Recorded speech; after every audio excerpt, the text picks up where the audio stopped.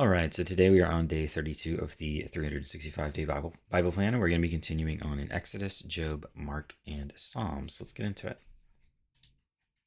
Exodus 13, consecration of the firstborn. Then the Lord said to Moses, consecrate to me every firstborn male, the first offspring of every womb among the Israelites belongs to me, whether human or animal. Then Moses said to the people, commemorate this day, the day you came out of Egypt, out of the land of slavery, because the Lord brought you out of it with a mighty hand. Eat nothing containing yeast.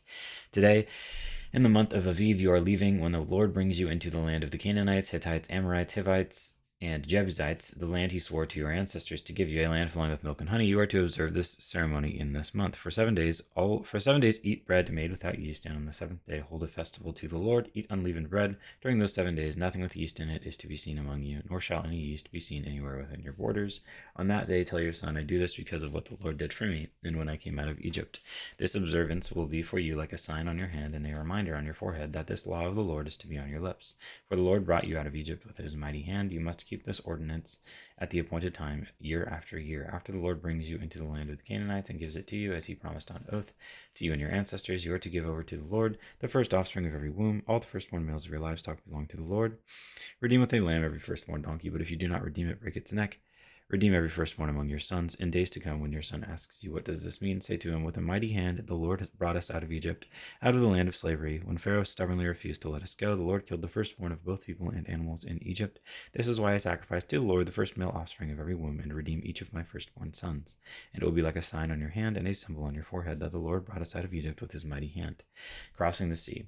When Pharaoh let the people go, God did not lead them on the road through the Philistine country, though that was shorter, for God said if they faced war, they might change their minds and return to Egypt. So God led the people around by the desert road toward the Red Sea. The Israelites went up out of Egypt ready for battle. Moses took the bones of Joseph with him because Joseph had made the Israelites swear an oath.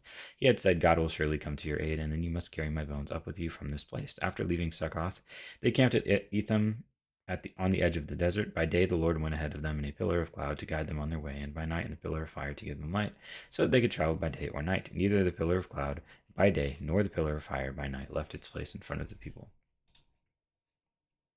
Exodus 14, then the Lord said to Moses, tell the Israelites to turn back and encamp near Pi Hahiroth between Migdal and the sea. They are to encamp by the sea directly opposite Baal Zephon. Pharaoh will think the Israelites are wandering around the land in confusion, hemmed in by the desert, and I will harden Pharaoh's heart, and he will pursue them. But I will gain glory for myself through Pharaoh and all his army, and the Egyptians will know that I am the Lord. So the Israelites did this. When the king of Egypt was told the people had fled, Pharaoh and his officials changed their minds about them and said, what have we done? We have let the Israelites go and have lost their services. So he had his chariot made ready and took his army with him. He took 600 of the best chariots, along with all the other chariots of Egypt, with officers all over them, or over all of them.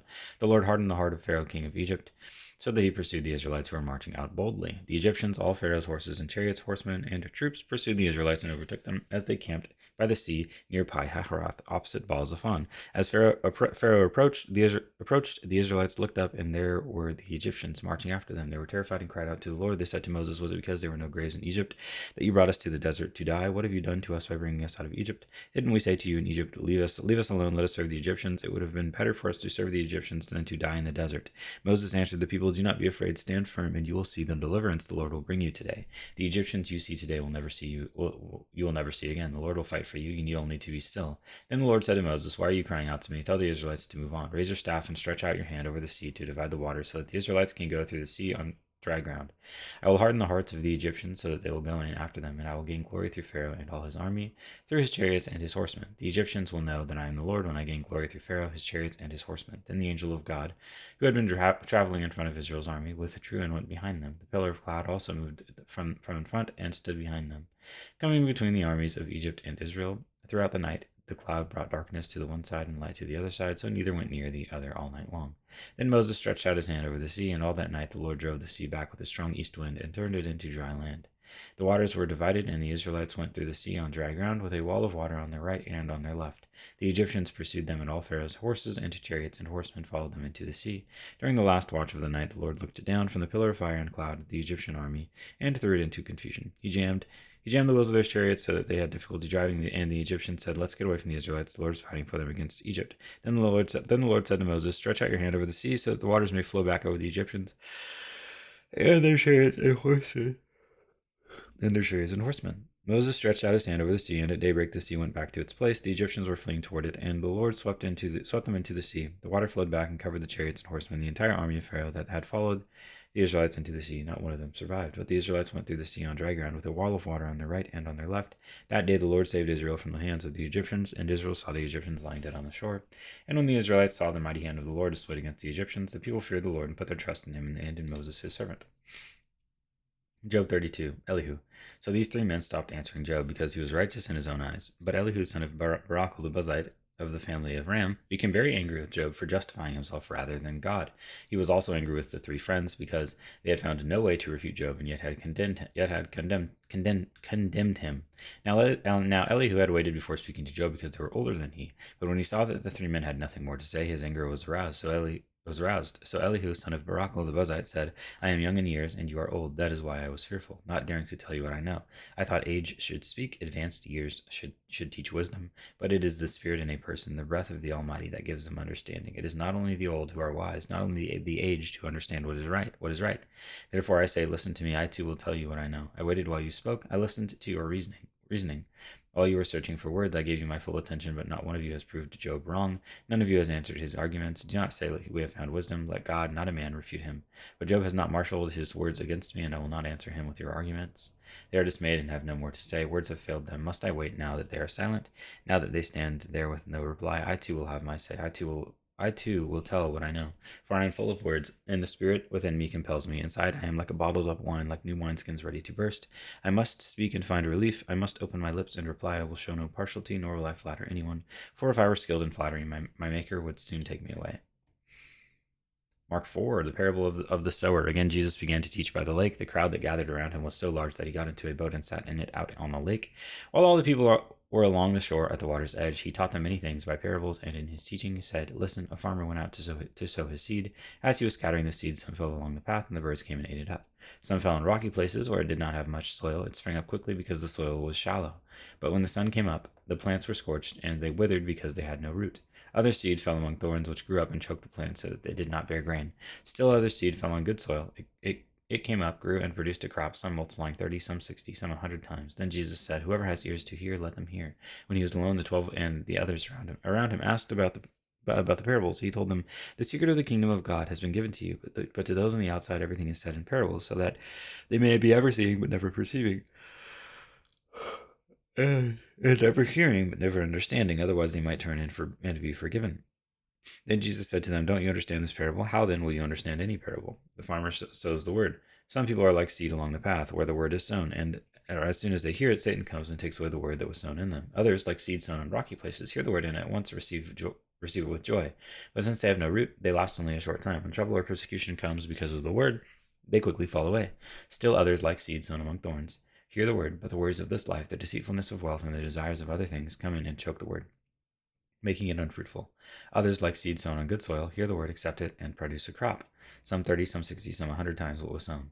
A lamp on a stand. He said to them, Do you bring in a lamp to put it under a bowl or a bed? Instead, don't you put it on its stand?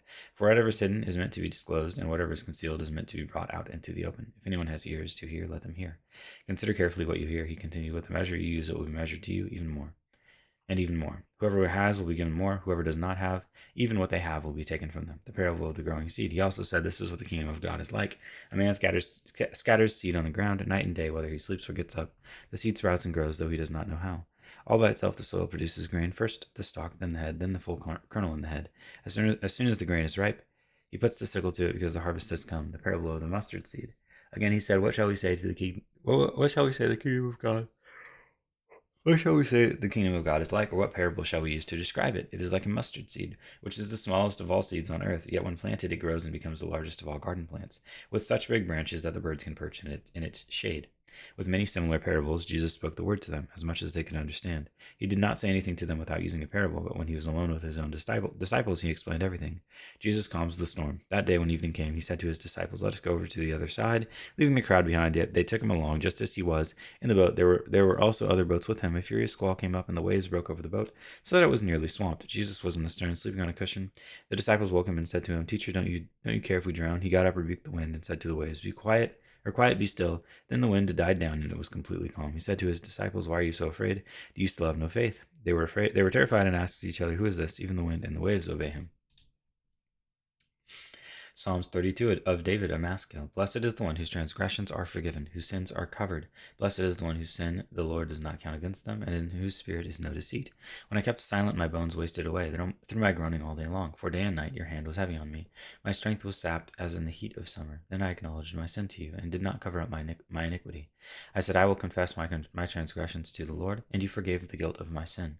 Therefore let all the faithful pray to you while you may be found. Surely the rising of the mighty waters will not reach them. You are my hiding place. You will protect me from trouble and surround me with songs of deliverance. I will instruct you and teach you in the way you should go. I will counsel you with my loving eye on you. Do not be like the horse or the mule, which have no understanding, but must be controlled by bit and bridle, or they will not come to you. Many are the woes of the wicked, but the Lord's unfailing love surrounds the one who trusts in him. Rejoice in the Lord and be glad. You righteous sing, all you who are upright in heart. And that is day 32.